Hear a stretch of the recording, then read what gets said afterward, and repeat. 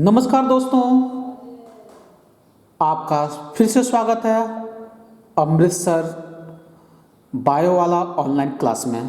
मैं आज आपके लिए लेकर आया हूँ जयशंकर प्रसाद का जीवन परिचय, जो कक्षा 12 और 10 दोनों के विद्यार्थियों के लिए बहुत ज़्यादा उपयोगी साबित होता है। यह हर साल ये पूछे जाते हैं। सबसे ज़्यादा आने वाला जीवन परिचय है जयशंकर प्रसाद। ठीक है, तो मैं आपको बता दूं, जयशंकर प्रसाद जो थे, जयशंकर प्रसाद का जन्म काशी के वैश्य परिवार में हुआ था जी। काशी जो है, काशी के एक वैश्य परिवार यानी बनिया के परिवार में इनका जन्म हुआ था। इनका जन्म सन 1889 ईस्वी में हुई थी। इनका जन्म कब हुआ था? 1889 ईस्वी में हुआ था। अगर वही संवत में पूछता है तो संवत में क्या बताएंगे? 1945। ठीक है, तो यह तो आपसे याद हो ना हो, अगर इसको याद कर लेंगे सन 1889 तो बहुत बेहतर होता है आपके लिए। ठीक है, बताएंगे जयशंकर प्रसाद का जन्म काशी के वैश्य परिवार यानी कि एक बनिए के परिवार में हुआ था। इनका जन्म कब हुआ था? 1889 ईस्वी में हुआ था। इनके पिता का नाम क्या था? इनके पिता का नाम देवी प्रसाद था जी।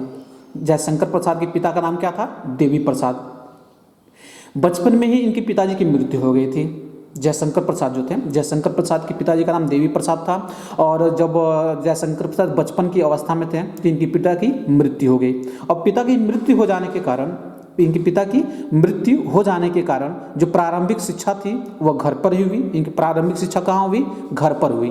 ठीक है, इन्होंने अंग्रेजी, संस्कृत, उर्दू, फारसी का बहुत विस्तार रूप से गहन अध्ययन किया था जी। इन्होंने क्या किया था? अंग्रेजी, संस्कृत, उर्दू, फारसी का गहन अध्ययन किया था। ठीक है, उसके बाद से ये क्या थे कि थोड़ा उदार प्रकृति के थे, दानशील व्यक्ति थे। मतलब किसी कुछ चीज़ की आवश्यकता होती थी तो उसके लिए दान दे देते थे। मतलब उदारता एक प्रकृति इनकी थी, दानशील प्रकृति थी। उस दानशील प्रकृति के कारण यह इतने दानवान हो गए थे कि यह क्या हो गए? ऋणी हो गए जी।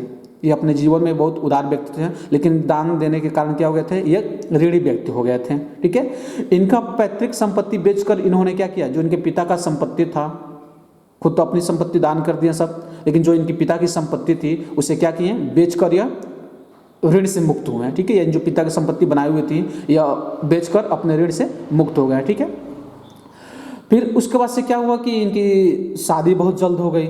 शादी जल्द होने के कारण कि इनको अल्प अवस्था में एक क्षय रोग गया। क्षय को बोलते हैं हम टीबी बोलते हैं जी। ठीक है ना, टीबी यानी कि इनको क्या हो गया था? क्षय रोग हो गया था, यानी कि टीबी की बीमारी हो गई थी। ठीक है, इस टीबी की बीमारी से ग्रसित होने के कारण सन 1937 ईस्वी में, यह भी आपका ईस्वी में ही रहेगा जी, सन 1937 ईस्वी में। और वही सम्मत की बात की सम्मत में तो 1994 होगा, सम्मत होगा। लेकिन इनकी मृत्यु कब होगी? क्षय रोग यानी टीबी रोग इनको हो गया था, अल्पावस्था में हो गई थी, जिसके कारण ग्रस्त हो गए थे। 1937 में इनकी मृत्यु हो गई। अब यहाँ तक आपका जीवन परिचय हो जाता है। इसके बाद से मैं आता हूँ दोस्तों, आपको बताता हूँ कि इनका साहित्यिक योगदान क्या था। आपसे उसमें पूछा जाएगा लेखक का जीवन, कवि का जीवन परिचय, कवि के जीवन परिचय के बाद साहित्यिक योगदान। ठीक है, तो बताएंगे छायावाद के प्रवर्तक थे, यानी जो छायावाद युग थे उस छायावाद युग के क्या थे? ये प्रवर्तक थे।